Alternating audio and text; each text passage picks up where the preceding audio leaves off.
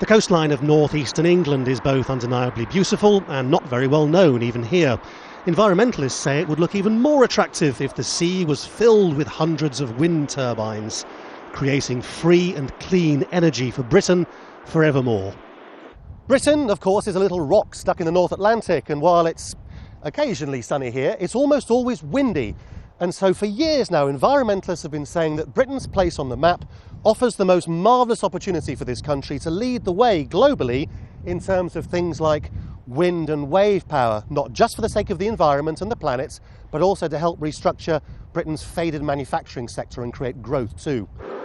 Just up the road is one of the companies which make the turbines. Here young men are being given an apprenticeship, which in this impoverished part of the country is priceless. The argument here is that committing fully to green manufacturing would also be the ideal solution to Britain's biggest economic problem, a lack of growth. Offshore wind is a wonderful opportunity to reduce carbon dioxide, solve the country's energy needs and create a massive amount of jobs, bring huge inward investment into new manufacturing plants in the UK and really kickstart the economy. That's what successive governments said too, yet this administration seems to have done an about turn, suddenly seeing things like solar panels and other environmental reforms as a burden rather than an opportunity when they don't have any money to fund green technology. We're not going to save the planet by putting our country out of business. So let's at the very least resolve that we're going to cut our carbon emissions no slower but also no faster than our fellow countries in Europe.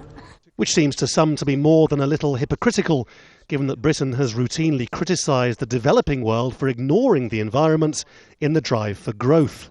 It's right that the government should take a leadership role on the issue of climate change. However, they've got to practice what they preach and they've got to lead by example. And this is a case of real hypocrisy, I think. Critics of wind power say the upfront costs are high, especially when turbines are put in the sea. Yet once they're there, the cost of wind-generated energy goes down to zero. The Green Movement here believes the solution to energy supply and growth is staring us in the face, but its potential is barely being tapped. Laurence, Al Jazeera, northeastern England.